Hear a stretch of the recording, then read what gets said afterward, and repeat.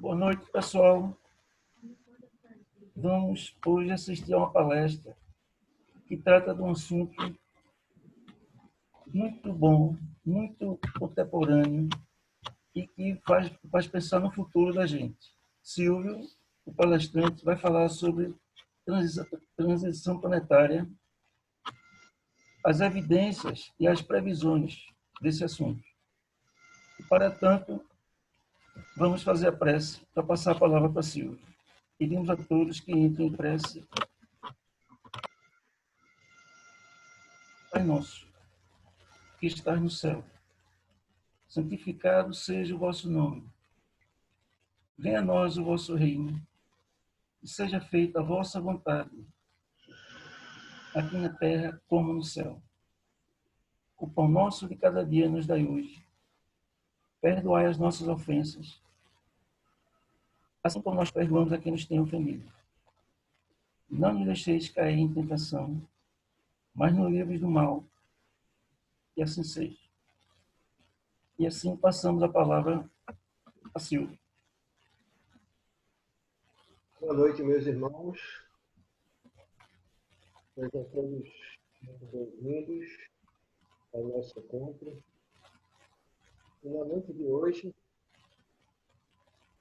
pretendemos, como o Rogério anunciou, né?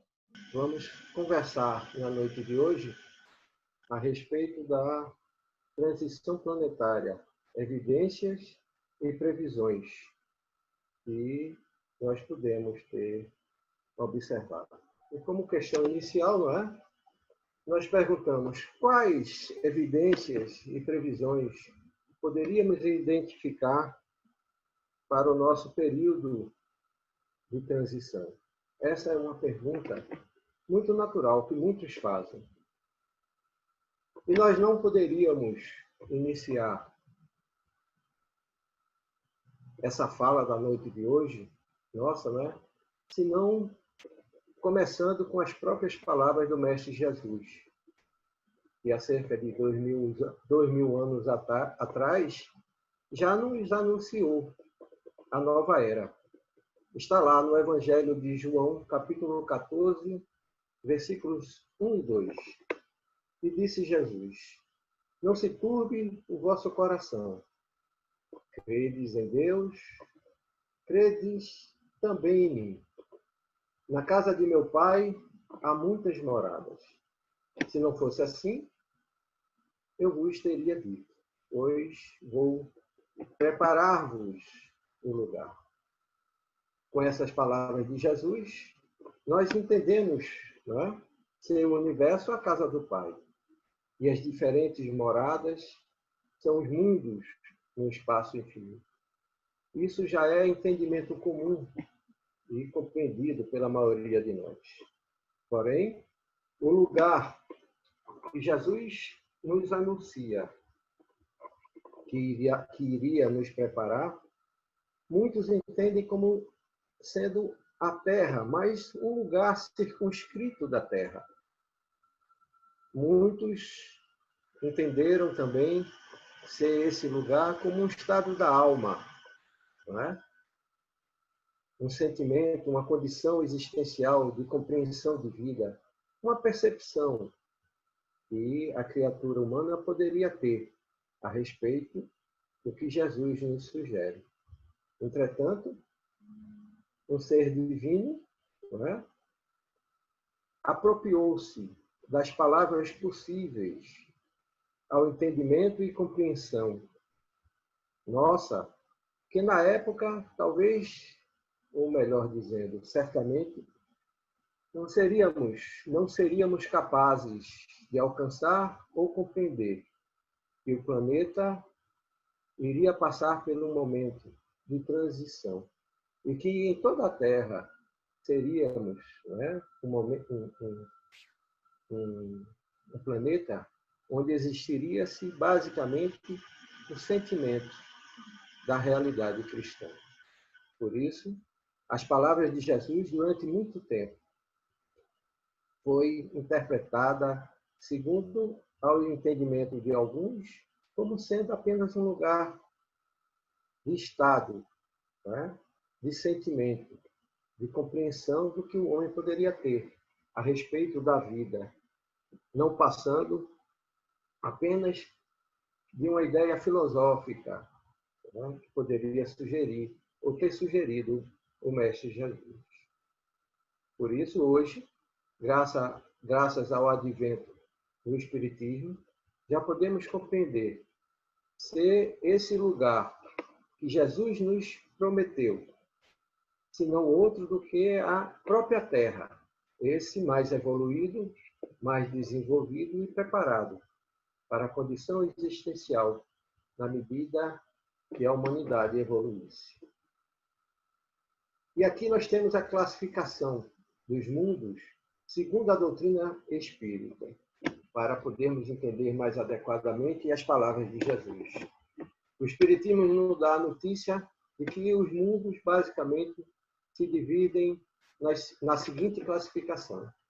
São os mundos de ordem primitiva, os mundos de expiação e prova, os mundos regeneradores, os mundos felizes e o mundo celeste ou divino. E nós estamos momentaneamente nesse ponto, transitando entre o mundo de expiação e provas para o mundo regenerador. Então, as categorias do mundo habitados são segundo a seguinte definição, dada pelos próprios espíritos. Os primitivos, onde as primeiras encarnações da alma humana realiza, não é? Ou seja, o ser criado, encarna suas primeiras encarnações no mundo primitivo, onde vai trabalhar a sua condição existencial relativa à sua primitividade. Posteriormente, mais desenvolvido, ele passa para o mundo de expiação e provas, onde o mal predomina. Neste mundo, a maioria ainda são vaidosos, egoístas e brigões. Nenhuma semelhança conosco, né? Muito bem. O mundo de regeneração, que é esse que nós estamos entrando, segundo a definição dos espíritos, são aqueles onde a alma ainda tem muito que aprender, adquire novas forças, repousando das fadigas e da luta. Bem diferente ainda do mundo feliz, e, segundo alguns, já imaginam ser essa a condição para a qual a Terra transita, onde, nos mundos felizes, o bem supera o mal. E, posteriormente, os mundos celestes ou divinos, onde lá o mal foi totalmente extinguido, ou seja, vivem lá os espíritos purificados e reina o bem sem mistura. Essas seriam, então, as categorias de mundos habitados. E nós estamos aqui experimentando justamente a transição de um mundo onde o mal predomina para um que a alma aí completará a sua depuração, encontrando um ambiente apropriado, repousando-se assim das fadigas e das lutas. E para entendermos mais adequadamente esse mundo de regeneração, nós trouxemos um texto que começa dizendo o seguinte: os mundos regeneradores servem de transição entre os mundos de expiação e os felizes. A alma penitente encontra nele a calma e o repouso e acaba por depurar-se. Perfeita equidade preside as relações sociais. Todos reconhecem Deus e tentam caminhar para Ele, cumprindo-lhes as leis. Nesses mundos, ainda não existe a felicidade perfeita, mas a aurora da felicidade.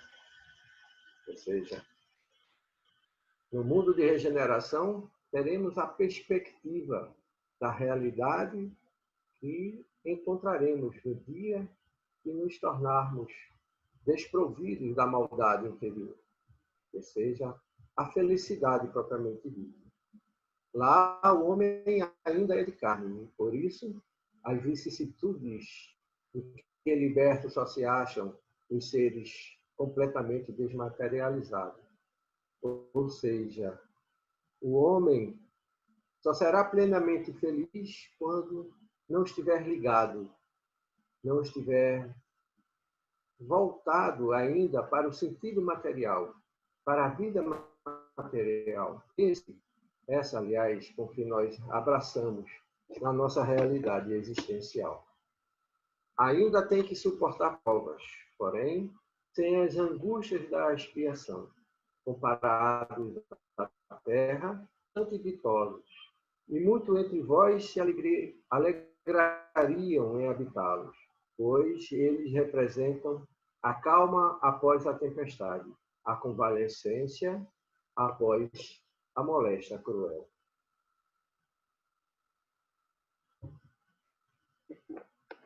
No mundo regenerador, o homem ainda terá que provar a sua condição existencial de ser, pondo em prática aquilo que lhe é proposto para o desenvolvimento e evolução espiritual, para o alcance da felicidade tão buscada e tão desejada por nós. E continua o texto.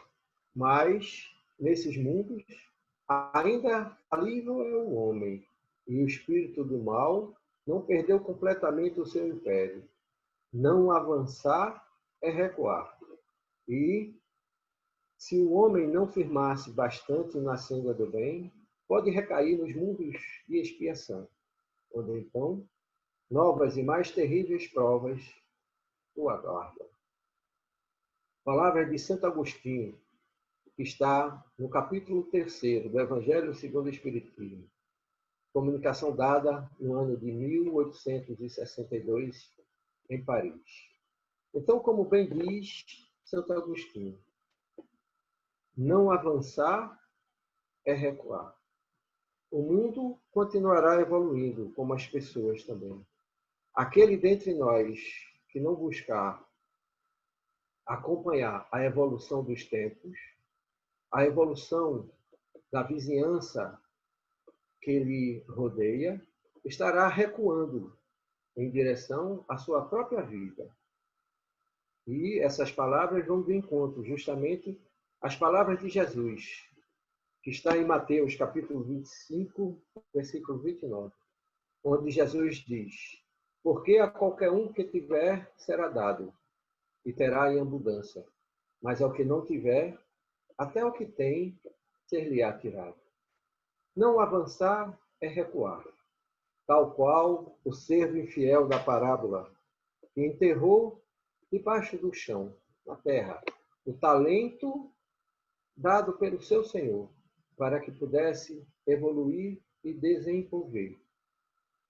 Estará agindo como tal, não buscando evoluir segundo as oportunidades propostas na transição do mundo de evolução. Portanto, nós que ainda paramos e refletimos e duvidamos diante das evidências da mudança que acontece no nosso mundo, estará como que caminhando para trás, como que o servo infiel, enterrando o talento, que na verdade são as oportunidades de vida que todos nós temos na conquista e no alcance da evolução pessoal. Mas quais outras evidências são claras nas mudanças do nosso mundo? A primeira de todas, que não poderia deixar de ser citada, é justamente a evolução do pensamento. É só olhar um pouquinho para trás na história da humanidade e vemos que o homem de hoje ele muda radicalmente a sua forma de pensar em relação ao que foi há algum tempo atrás.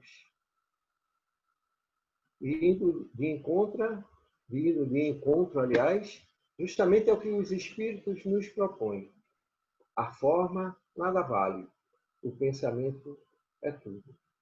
Então, a evidência maior que nós podemos ter diante da evolução que ora nos realizamos é a forma do pensar. O homem de hoje não pensa como o de ontem. Isso é visivelmente patente. Basta olhar dentro da nossa própria geração, alguns anos atrás. Por exemplo, aqueles que já viveram um pouco mais, têm uma noção viva daquilo que experimentaram algumas décadas e que têm que se adaptar a uma nova realidade que o mundo propõe, embora muitos ainda permaneçam, né? E digam, eu já cheguei até esse ponto da vida e não pretendo mudar. A forma em que consegui chegar, só Deus o sabe. E mal entende a própria criatura que ele está como que o servo infiel, enterrando debaixo da terra a oportunidade que tem de evoluir e de aprender para uma nova geração. E aqui eu peço permissão aos irmãos para citar as palavras do filósofo que se expressou para nós da seguinte forma: as aparências para a mente são de 4 tipos. As coisas ou são o que parecem ser, ou não são e nem parecem ser. Ou são e não parecem ser. Ou não são, mesmo assim, parecem ser. Essas palavras, para o descuidado, talvez possa parecer mero trocadilho de palavras e de termos, mas ela encerra uma grande verdade. Verdade essa que o filósofo conclui assim: identificar corretamente todos esses casos é a tarefa do homem sábio. Quem disse essas palavras foi o filósofo, há cerca de 1800 anos atrás, com o nome Epictetus, no século II depois de Cristo. Palavras tão atuais quanto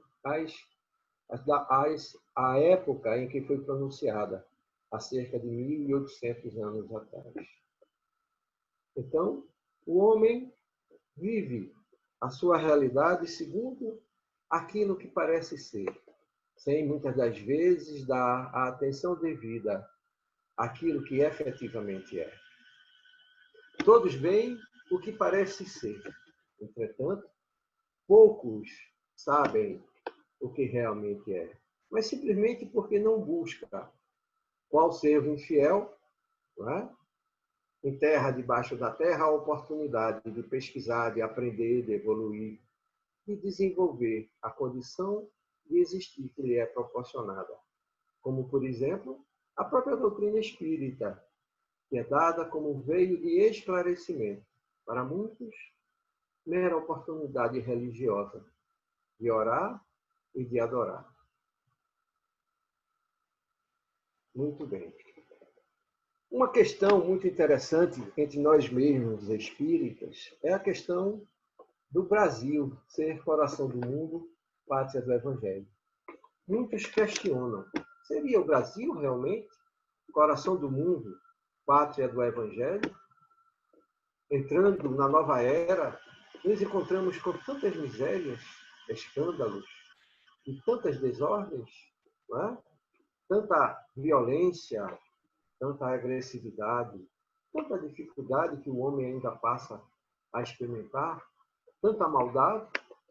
E aí, para ajudar nessa reflexão, nós trouxemos as palavras do irmão Bezerra de Menezes, que nos lembra que a cristificação passa pela crucificação. Diz o irmão Bezerra, todos querem a cristificação, ou seja, o sentimento crístico, não é? A consciência da amorosidade, da caridade, da simplicidade do Cristo, não é? Da abnegação, da ligação com Deus. Entretanto, não querem saber dessa cristificação na hora do testemunho, esquecendo ou fugindo, tal qual seus apóstolos, que na época e no momento do Calvário, apenas simplesmente os negaram. esquecendo assim de que a crucificação passa pela crucificação.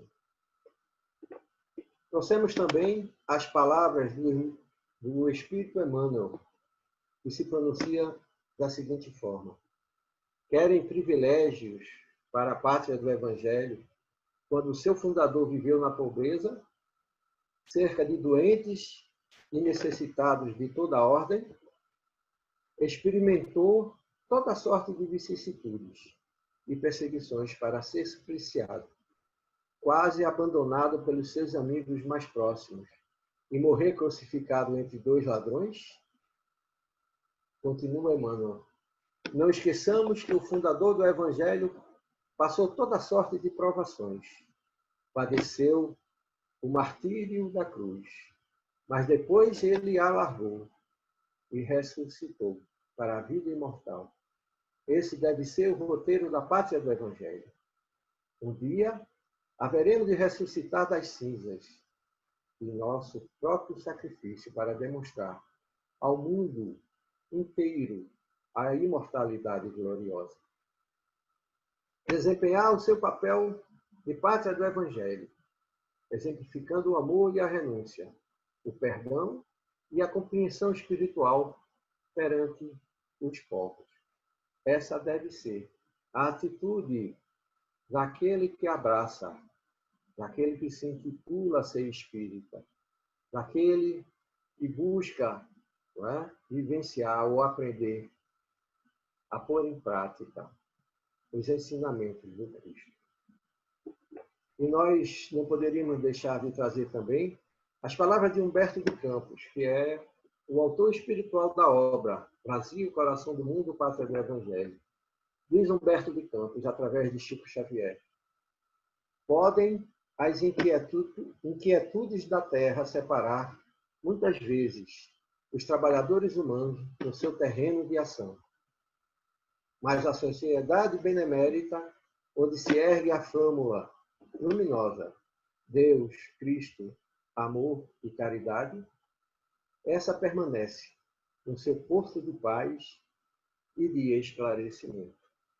Então, meus irmãos, se quisermos ver o Brasil como pátria do Evangelho, não podemos esquecer os valores cristãos em um ambiente em que o ser mais evoluído do planeta habitou enquanto entre nós, o cenário do qual participou e do testemunho dado como um valor de vida. Nós ainda estamos ligados às nossas comezinhas situações mais imediatas, às nossas satisfações mais pessoais, esquecendo daquilo que nos propomos a realizar, que é abraçar a doutrina espírita, que não existirá enquanto o homem não entender que ele é simplesmente o cristianismo redivivo. E ainda trazemos, para completar ou concluir nossa reflexão em torno desse tema, Brasil, Coração do Mundo, as palavras de Miramês, do Espírito Miramês, que dizem o seguinte: a doutrina de Deus, como a sua vontade, triunfa em toda parte, com os homens, sem os homens, ou apesar dos homens. Deus não precisa de opiniões humanas para estabelecer a opinião na vastidão infinita de sua criação. Os espíritos em marcha e despertamento espiritual acordam com o tempo. Eles precisam de tempo para despertar, na gradação que lhes convém, para abrir os olhos e conhecer a verdade. O progresso é lento, mas nunca estaciona. E com muita propriedade, Miramês coloca: com os homens, sem os homens, ou apesar dos homens. A lei de Deus dará seguimento à construção da realidade que é proposta às nossas gerações. Não podemos esquecer que o passado e o futuro, para Deus, é o presente, que mal compreendido por nós, não é vivenciado da forma adequada. Mas voltando a outras evidências das mudanças. Quando houve registro da evolução da humanidade? Essa é uma pergunta, não é fácil de se responder. Basta observar a própria história da humanidade. A ciência humana registra o surgimento do Homo sapiens há cerca de 300 mil anos na África, reescrevendo assim a história do pensamento humano. Então, basta olhar para a própria história da humanidade que veremos os passos evolutivos, não é? Que a própria humanidade deu. Entretanto, nós questionamos ainda como podemos evidenciar a evolução do pensamento humano. Em 1983, o cientista Buckminster Fuller, um norte-americano, ele mostra como evoluiu o aprendizado humano, criando a curva da duplicação do conhecimento. Diz Buckminster Fuller que até o ano de 1900, a humanidade levava cerca de 100 anos para duplicar todo o conhecimento humano adquirido. Ou seja, algo em torno do que foi realizado a nível de aprendizado em 300 e 900 anos, o homem necessitava apenas de um século, ou seja, apenas 100, uma mínima parte do que vivenciou para poder processar ou apenas duplicar. Isso no ano de 1900. Entretanto, ele observou que ao final da Segunda Guerra Mundial, ou seja, no ano de 1945, portanto, apenas 45 anos depois, esse período de tempo para se duplicar o conhecimento processado por toda a humanidade não passava apenas do que de 25 anos, diminuindo assim para um quarto de tempo aquilo que o homem processava a nível de entendimento em 100 anos.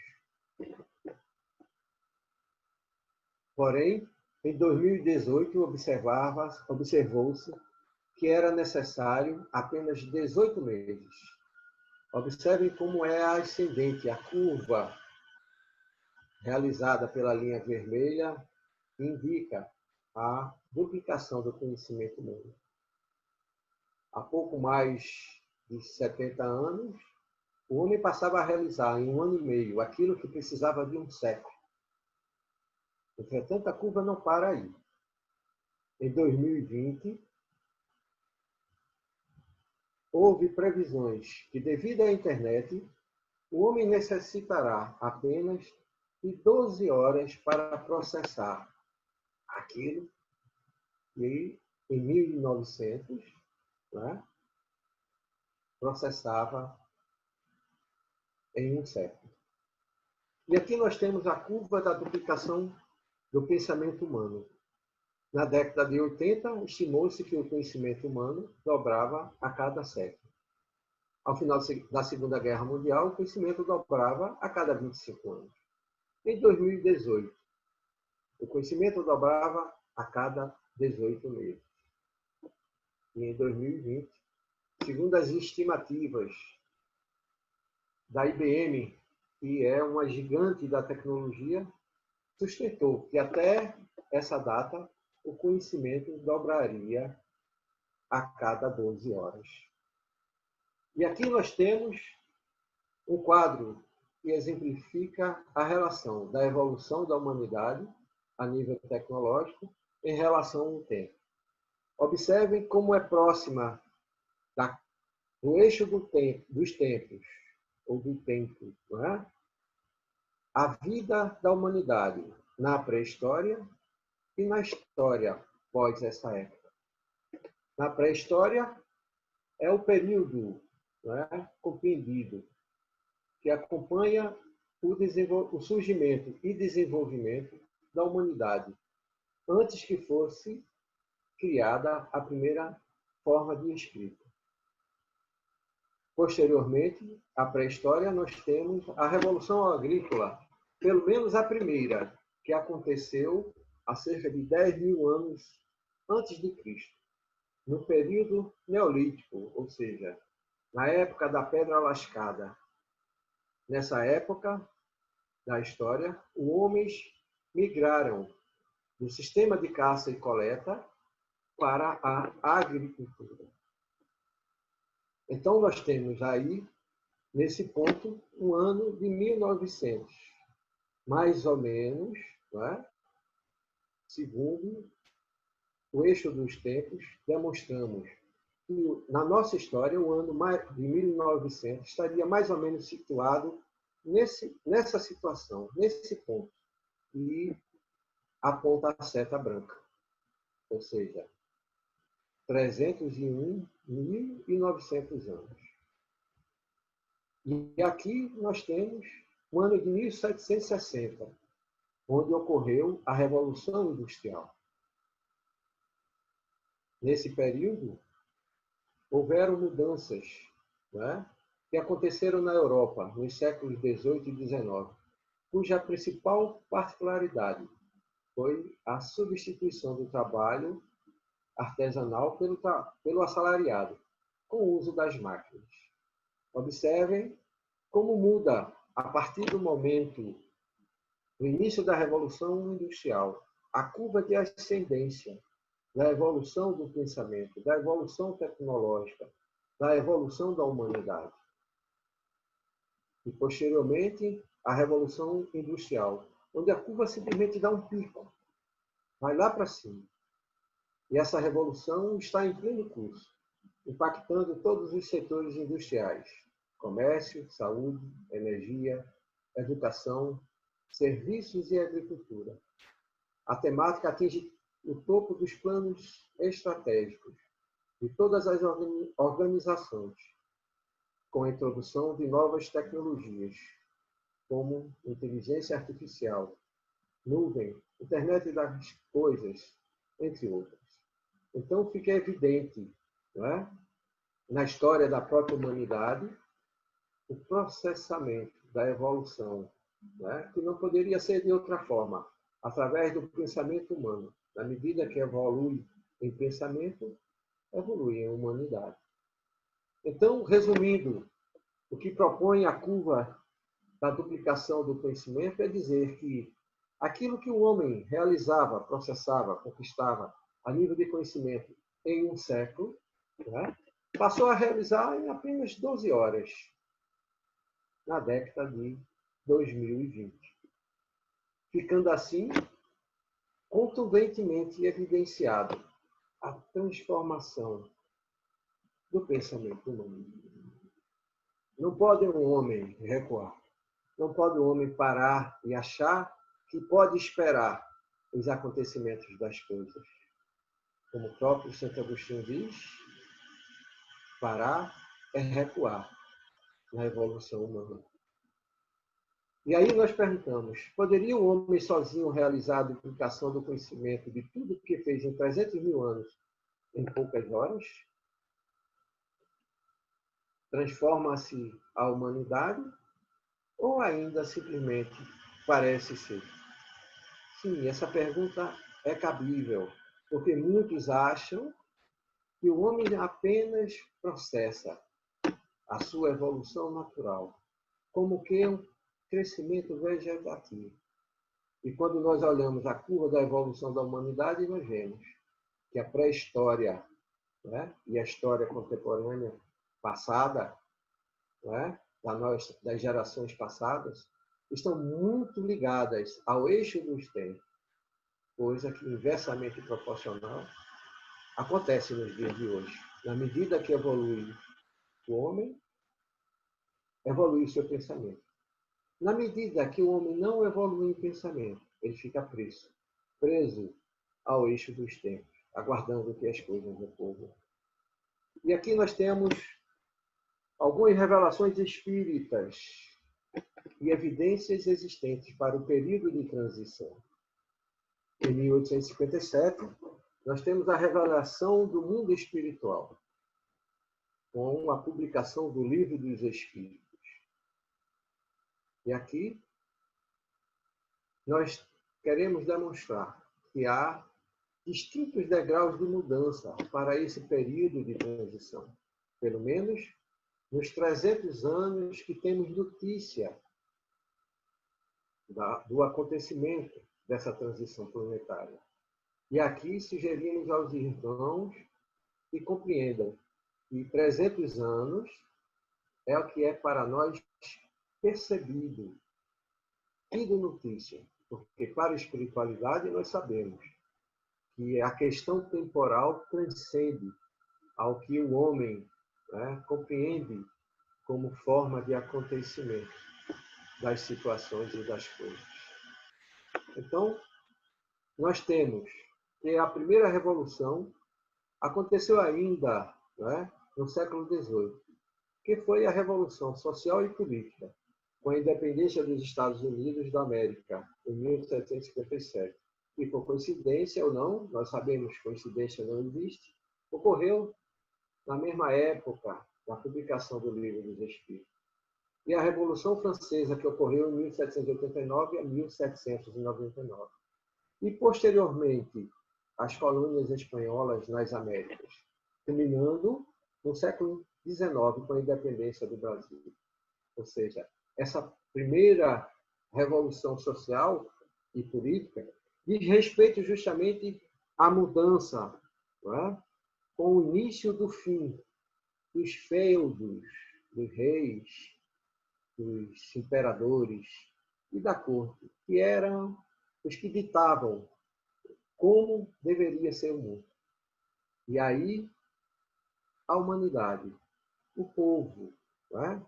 Começou a ter uma participação mais efetiva nas decisões dos rumos que a sociedade deveria construir para si. Posteriormente, nós temos a Revolução Industrial, ocorrida em 1760, como já citamos, que foram as mudanças iniciadas nos séculos XVIII e XIX, e depois pelo mundo. A principal particularidade era a substituição do trabalho artesanal pelo assalariado e o uso das máquinas. Em seguida, nós temos a Revolução Religiosa, com a chegada do Espiritismo, trazendo a compreensão que o Consolador traz da palavra de Jesus. E talvez alguém diga, mas revolução religiosa seria possível? Sim, ao menos da parte dos encarnados. Não foram momentos fáceis a implantação que experimentou, não é? A doutrina dos Espíritos. E entre tantos fatos, nós ressaltamos um, que é ressaltado por Kardec, quando ele se refere ao Alto de Fé de Barcelona, onde ele se refere à queima em praça pública de mais 300 livros espíritas, que foi realizada a 9 de outubro de 1861, na Espanha. Ou seja, até os livros da doutrina chegaram a ser queimados, com o propósito de inibir e não permitir a divulgação da doutrina espírita. Mas como o próprio Kardec diz, ou disse, né? Podem queimar os livros, mas não podem queimar os espíritos. Esses continuarão falando e divulgando a verdade divina. E em seguida nós temos a Revolução Psicológica, com o surgimento das ciências psicológicas, psiquiátricas e psicanalistas, que teve como um dos protagonistas principais o senhor Sigmund Freud. Mas, infelizmente, ainda é uma época chegada às guerras. Apesar de tantas mudanças no período de transição, o homem ainda volta-se, como belicoso que é, para destruir o seu próximo. E aqui nós trazemos alguns fatos relevantes observados no período de transição. O primeiro deles, já citado, né, seria a Revolução Industrial. Em seguida, o Iluminismo, que foi o movimento intelectual e filosófico que dominou o mundo das ideias na Europa no século XVIII. Contribuiu em diversas áreas do conhecimento, desde questões morais, religiosas, políticas e até as de cunho econômico e filosófico, promoveram um processo de conscientização mundial. Foi uma resposta crítica às trevas do pensamento medieval, que, em todo conhecimento, estava subordinada à religião, como forma de justificar a fé e o poder da Igreja. Nós temos, em 1775, o Mesmer, que onde ele promove, divulga, dá notícia, torna claro, curar com as mãos, dando notícia, assim, do magnetismo animal, como condição existencial, como atributo do próprio ser humano, podendo ser usado em seu próprio benefício. Ciência que se tornou fato, ponto de estudo, que foi divulgada, que foi trabalhada, compreendida e esclarecida no século XVIII.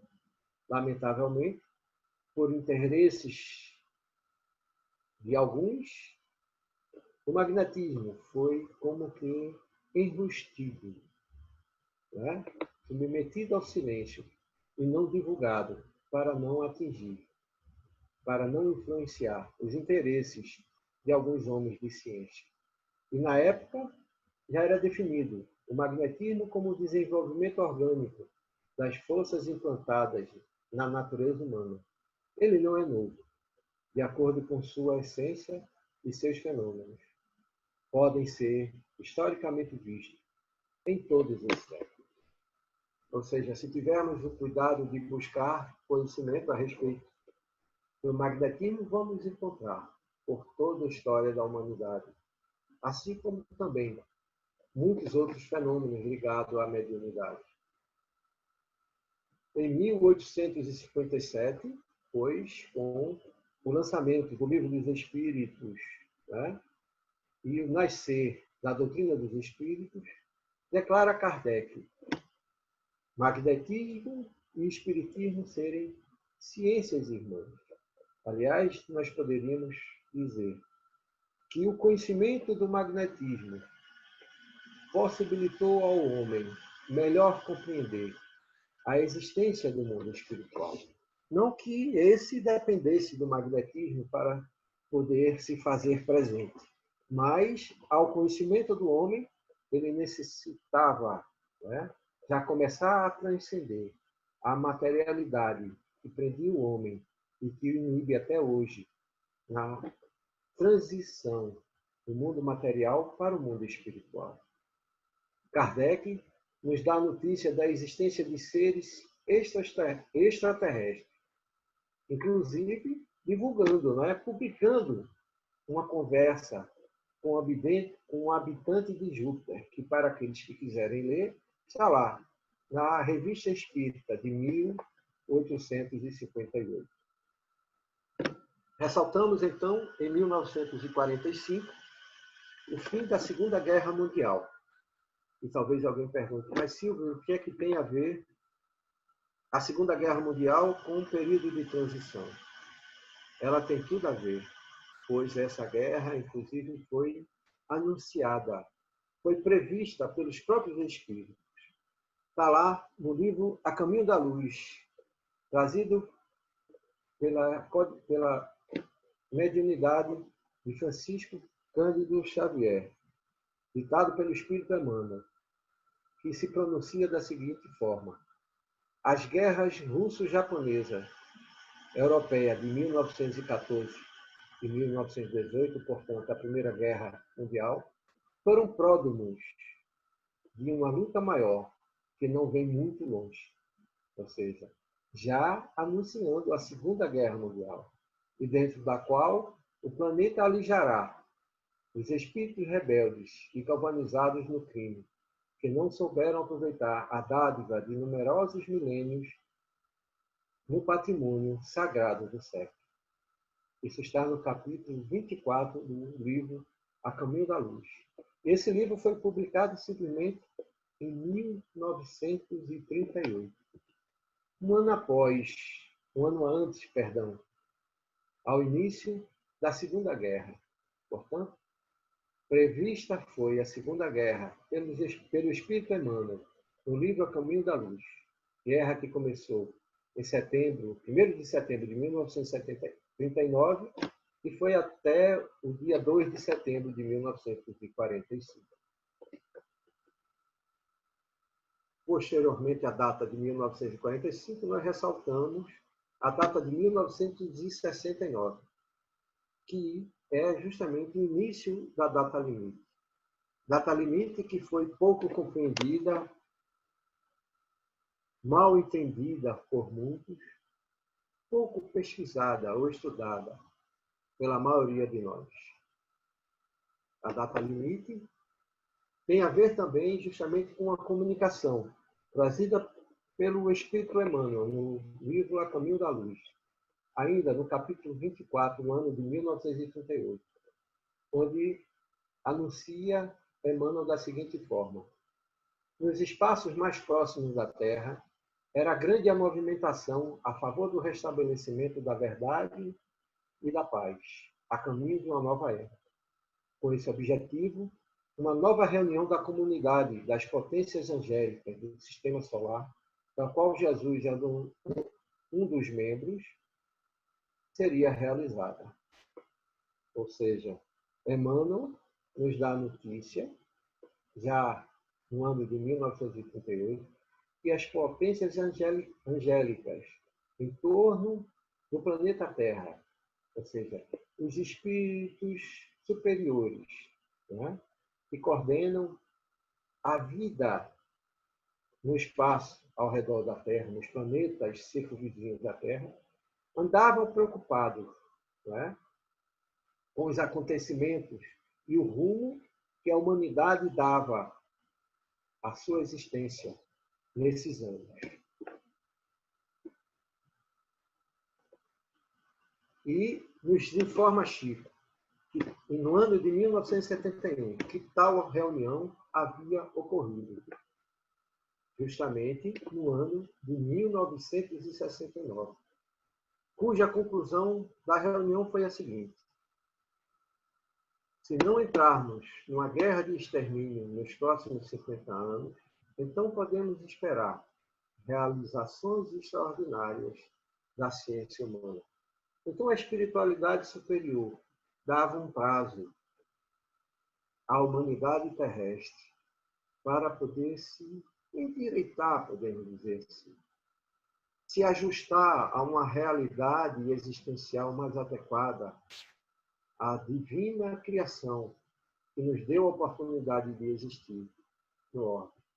Data essa que terminou, né? Vamos dizer assim. Essa data foi de 2019, ela foi uma data aproximada, né, da realização do prazo, nos dado como oportunidade para a realização da prática da paz no nosso mundo.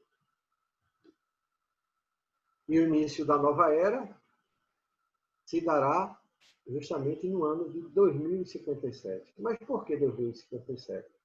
Segundo Chico, Emmanuel afirma que em 2057 a Terra será planeta de regeneração.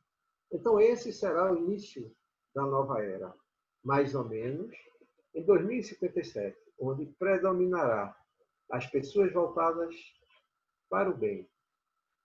Mas, antes disso, diversas modificações acontecerão, mas problemas ainda existirão. Nos diz Chico, com intuição dada por Emmanuel, que não serão anos fáceis. E que palavras de Emmanuel que nos faz ir de encontro às palavras do próprio Cristo, que está em Mateus capítulo 10, versículo 34, onde Jesus nos diz da seguinte forma: não vim trazer a paz, mas sim a espada. Não a espada da guerra, não a espada que fere, que machuca, mas a espada da luta interior, da busca da evolução que o homem precisa realizar através das lutas pessoais e coletivas que todos nós precisamos realizar no nosso mundo. Emmanuel afirma que a Terra será um mundo regenerado por volta de 2057. Mas antes disso, diversos tipos de transformação ocorrerão no planeta para o concurso do aceleramento desse processo. Poucos acordarão, mas muitos estarão aptos para o trabalho com o próximo, tentando acordar as consciências que dormem. Interessante o que Emmanuel coloca. Embora ainda apto, né? Já apto, aliás, para o trabalho da tarefa cristã, ainda muitos de nós permanecerão dormindo para as realidades crísticas e mudanças que se processam no nosso mundo. Emmanuel nos diz que, de uma forma ou de outra, os espíritos vinculados à Terra guardam no íntimo a noção dos finais dos tempos. É uma realidade que nós guardamos dentro de nós. Não sabemos por quê, mas, de alguma forma, sentimos as mudanças que há de acontecer e as que já acontecem. Alguns entenderão esse processo de forma mais serena. Outros terão que aguardar o concurso da experiência dolorosa que faz acordar a consciência. Então, nos anuncia Emmanuel que muitos ainda permanecerão dormitando na sua realidade existencial, que precisará ainda do instrumento da dor para despertar para a sua realidade. Trabalho e amor com Jesus. Esse é o caminho. Mas, muito provavelmente, serão anos dolorosos que enfrentaremos. Mas, conforme esclarece Emmanuel, Deus não permite a dor sem um remédio para o alívio. Como revelação ainda, nós podemos citar, o tempo já está no final, por isso adiantei o slide, algumas revelações que os espíritos deram ao próprio Kardec. Disseram os espíritos a Kardec: nos planetas desconhecidos que se estadeiam ao vosso redor, uma potentosa diversidade inimaginável se acha espalhada por tais moradas eternas que vagam no espaço. Na Gênese, ela nos dá a conhecer o início da transição planetária, onde está transcrito da seguinte forma: a humanidade se transforma, como já se transformou em outra época, ou em outras épocas. E cada transformação se assinala por uma crise, que é para o gênero humano, o que são para os indivíduos as crises de crescimento. Aquelas se tornam muitas vezes penosas, dolorosas, e arrebatam consigo as gerações e as instituições, mas são sempre seguidas de uma fase de progresso material.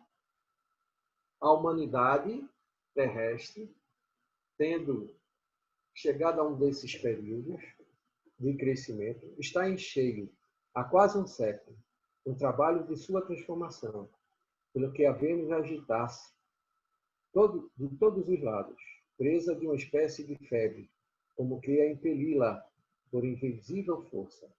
Assim continuará até que haja outra vez, estabilizado em novas bases. Quem a observa, achá-la-á muito mudada em seus costumes, em seu caráter, nas leis, nas crenças. Uma palavra, em todo o estado social. Esse é o início da transição predito pelos espíritos no ano de 1868, através da comunicação do espírito Dr. Berry, que se encontra no capítulo 28, item 9 do livro A Gênese. Ou seja, em 1868, nos foi anunciado de forma objetiva que há cerca de um século esse período já teria se iniciado. Infelizmente, o horário não nos permite dar continuidade à nossa temática. Talvez na próxima semana continuaremos, não é, a expor as previsões e as evidências existentes, ocorridas no período de transição, devido ser uma temática extremamente extensa e interessante para a nossa abordagem. Portanto, encerramos nesse momento a nossa fala, finalizar, não é, o nosso encontro da noite de hoje, pedindo aos participantes que elevemos nossos pensamentos ao alto, mentalizando a doce figura do Mestre Jesus e lhes agradecer. Graças te damos, Senhor Jesus, por mais essa feliz oportunidade que nos foi dada na noite de hoje. Graças te damos, Mestre Divino, pelas informações trazidas através dos teus mensageiros de amor, que nos proporciona a condição e a oportunidade de aprender e compreender o destino que está guardado para todos nós. E assim, Mestre amado, mais uma vez te agradecendo por tudo, suplicamos o teu consentimento para, em teu nome, finalizarmos a nossa noite de estudos nesse momento. Que assim seja.